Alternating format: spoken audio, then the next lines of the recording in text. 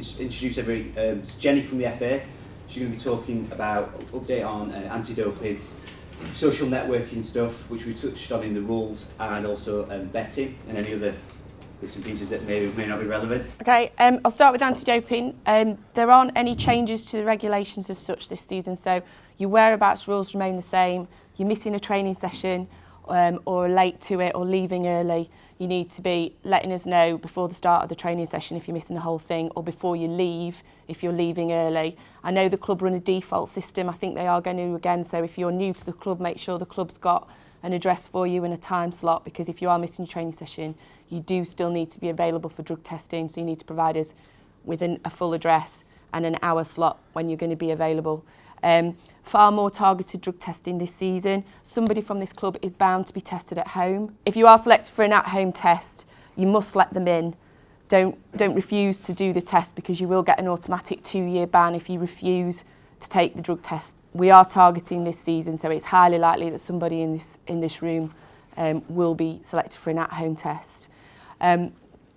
Blood testing is back as well this season. It won't be instead of a urine test, it's highly likely to be in addition to. But the big message on anti-doping actually is to do with contaminated supplements. If you test positive for something that was in a contaminated supplement, you will face some form of suspension.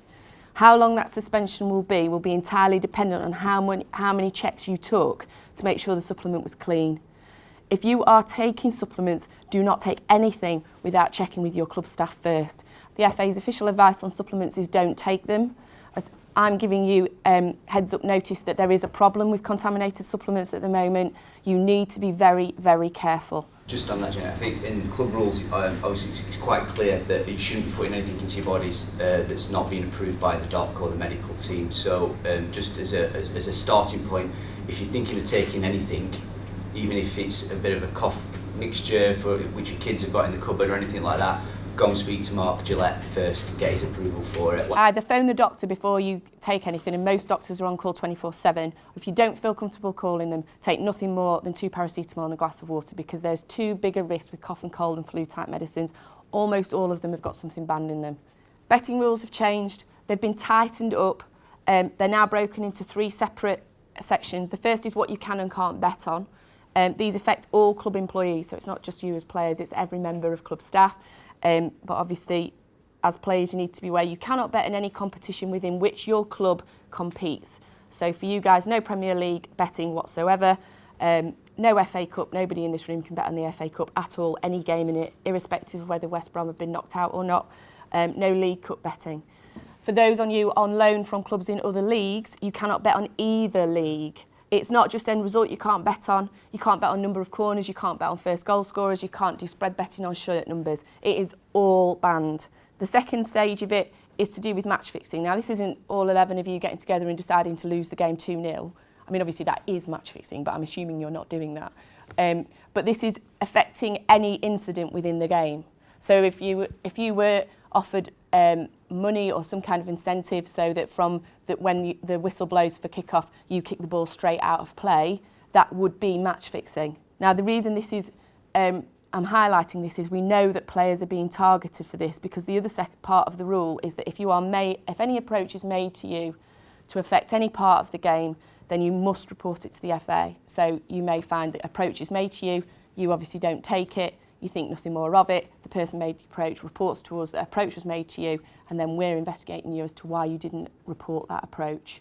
And the third bit of it is inside information. This is obviously information that you're aware of because of your position in football that the average man on the street isn't. So you know that your normal penalty taker isn't going to take the penalties this week because he's carrying a bit of an injury. You know that your back four perhaps are a bit weaker this week because they're all carrying some kind of injury and you haven't got replacements, anything like that. You shouldn't be passing that information on to anybody. And if you do, and equally if it's passed on to you by somebody else, you shouldn't be using it for the purposes of betting. It also includes any bets that you might have between mates. You know, you've got friends at other clubs, or you've got coaches from other clubs. You might just have a bit of a banter bet, oh yeah, we're going to beat you today, and we're going to put some money on it.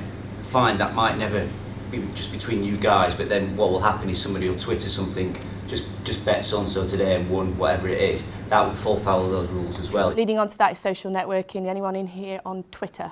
The FA does not ban you using Twitter. However, Anything that you put on Twitter is subject to our jurisdiction. It is a public, published comment. So anything that you put on Twitter, you need to be absolutely certain was something that you would feel absolutely fine saying at the end of a game to Match of the Day down a TV camera, because it is just as public and just as subject to our jurisdiction. The problem we've got is when you are interviewed by Match of the Day, you're going to be thinking about what you're saying. You're probably going to be a bit careful. You coming out of a nightclub 2 in the morning, worse for wear, you might not be so careful when you go on your iPhone and put a tweet on there. You need to be as careful. All of you who are on Twitter will be being followed by at least 5 journalists, probably more. It doesn't matter if you take the tweet down, it's too late, you've published it, and I can guarantee it will, if it's something inappropriate, then it will be emailed over to me within about 2 or 3 minutes of you putting it on there. The speed with which players are being reported is frightening. The other reason why it's easy to get into bother is because we know that that some clubs have reported that players are being deliberately provoked. They're trying to provoke you to get you to say something inappropriate back, which they will then obviously report to the FA. Type of things where you can get in trouble. Do not use swear words and swear at fans on Twitter. If you do that, you will be subject to an FA improper conduct charge.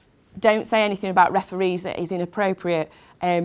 Anything like that, subject to our jurisdiction. Be very, very careful that your language couldn't be deemed to be discriminatory. Be very, very careful.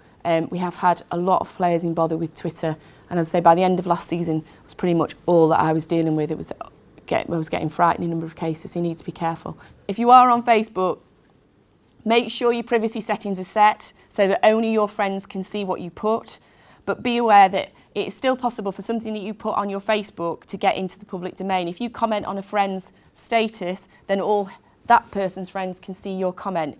Equally, if you're one of these collectors of friends on Facebook and you have 500 friends, I'm guessing you don't actually know who all 500 people are, and they may be less scrupulous about making public what you've put on Facebook. Again, if it is sufficiently serious and it gets into the public domain, if you say something outrageously discriminatory, then I'm afraid, and it gets into the public domain, we are going to take action against you. So again, I really don't want to be having to pursue players because of things that they've not thought about and just put on their Twitter or Facebook account, and it's ended up on my desk. So please be careful with your tweets and your Facebook.